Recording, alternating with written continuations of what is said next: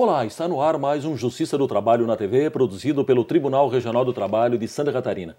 Decisões recentes do Tribunal Superior do Trabalho vêm levantando uma antiga polêmica. Afinal, qual o limite para a terceirização no setor de telefonia?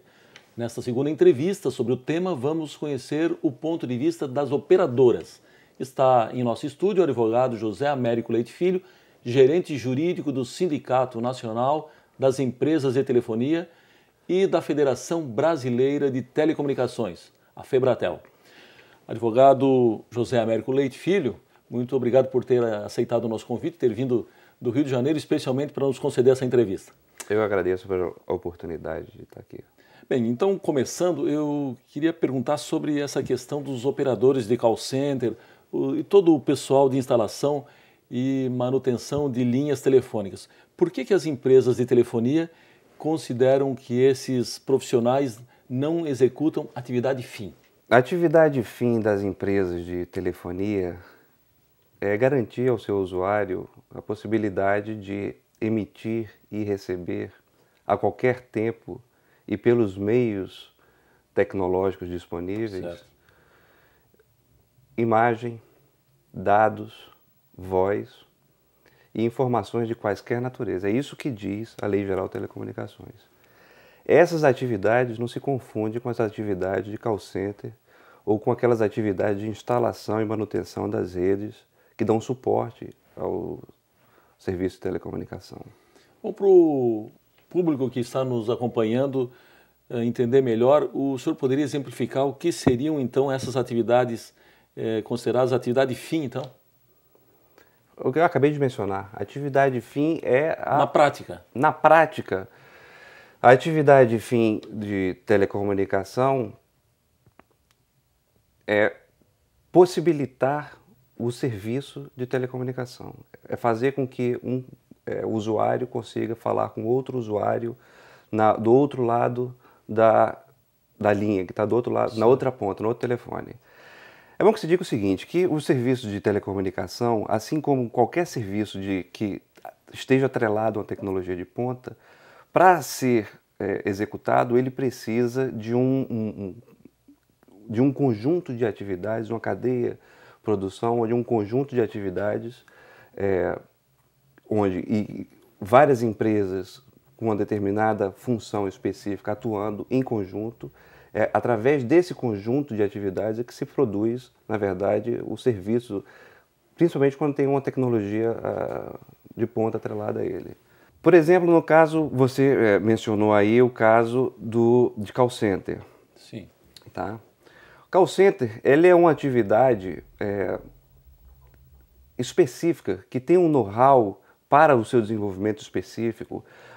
As condições de trabalho dos operadores de call center são condições específicas, tanto é assim que o próprio Ministério do Trabalho regulamentou essa função através do anexo 2 da NR 17 e estabelecendo ali a especificidade dessa categoria profissional, distinta das demais categorias profissionais. E o pessoal que atua na instalação e na manutenção de linhas telefônicas?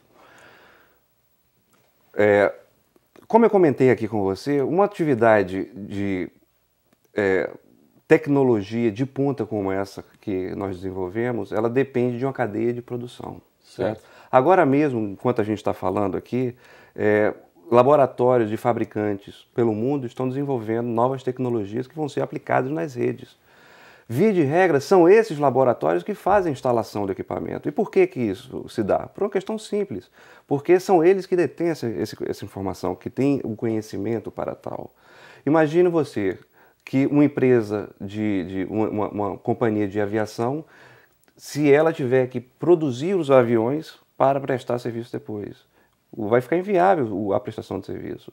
Não é assim que se dá esse tipo de produção, ou uma produção nesse tipo de serviço que inclui uma tecnologia de ponta. A própria legislação e a jurisprudência dos tribunais está tendo um certo descompasso em relação a essa atividade?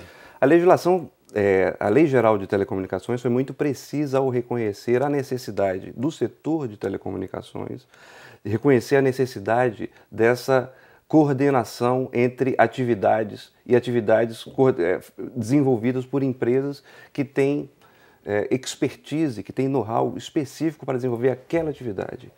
É através dessa coordenação que é possível levar ao consumidor na ponta um serviço com custos acessíveis, certo? Com qualidade e com uma oferta global, uma oferta para todos. Certo.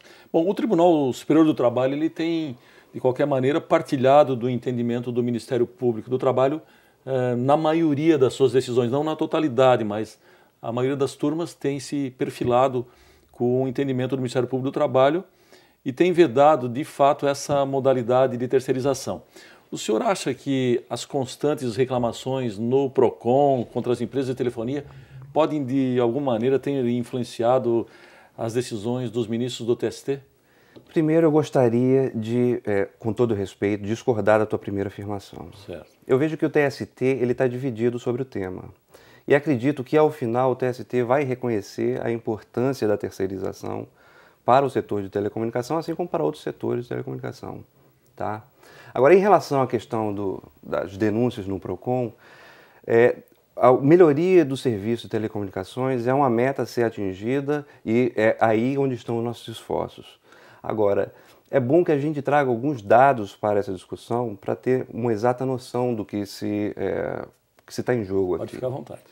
Em 1998, quando o sistema Telebrás foi privatizado, o setor de telecomunicações tinha 29 milhões de usuários, correto? Ao final do terceiro trimestre do ano passado, o setor de telecomunicações tinha 225 milhões de usuários, ou seja, quase 200 milhões de usuários a mais. E o número de reclamações que segundo que são fornecidos pelos dados da própria Anatel, é de 0,2% desses 225 milhões. Em termos relativos, é um número razoável, eu diria até que é baixo. Mas em termos absolutos, o número é grande, mas é grande do tamanho do Brasil. Na hora que o setor de telecomunicações insere socialmente toda a população e dá a ela acesso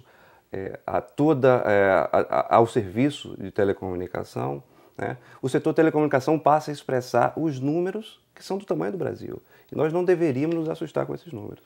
Tá certo. Nós precisamos chamar um rápido intervalo, nós voltamos em seguida. É um instante só.